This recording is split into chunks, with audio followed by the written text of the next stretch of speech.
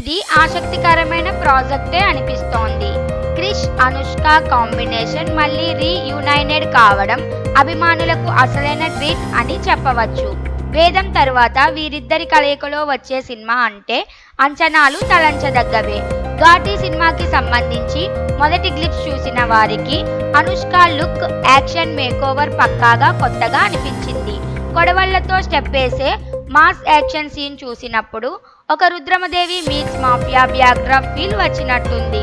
ముఖ్యంగా గంజాయి మాఫియా నేపథ్యంలో సామాజిక అంశాన్ని మిక్స్ చేస్తూ పాన్ ఇండియా మాస్ యాక్షన్ డ్రామాగా తీస్తున్నారంటే ఇది క్లాస్ ప్లస్ మాస్ కాంబినేషన్గా ఉండే ఛాన్స్ ఉంది. క్రిష్కి కథలను డెప్త్లో చెప్పడం మంచి మార్కులు ఉంటాయి. అదే అనుష్క వంటి కీర్తిమంతమైన హీరోయిన్తో కంబైన్ అయితే ఆ కాంపాక్ట్ డబల్ అవుతోంది.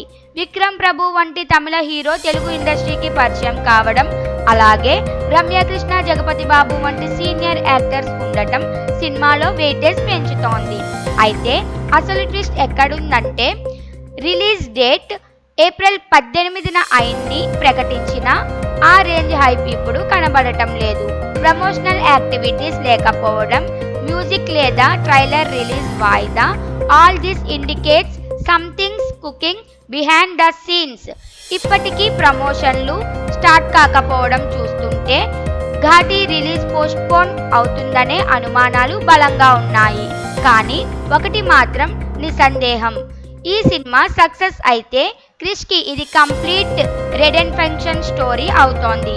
హరిహర వీరమల్లుతో జరిగిన అనూహ్య పరిణామాల తరువాత ఇది ఒకటే ఆయనకు తిరిగి దొరికే అవకాశం.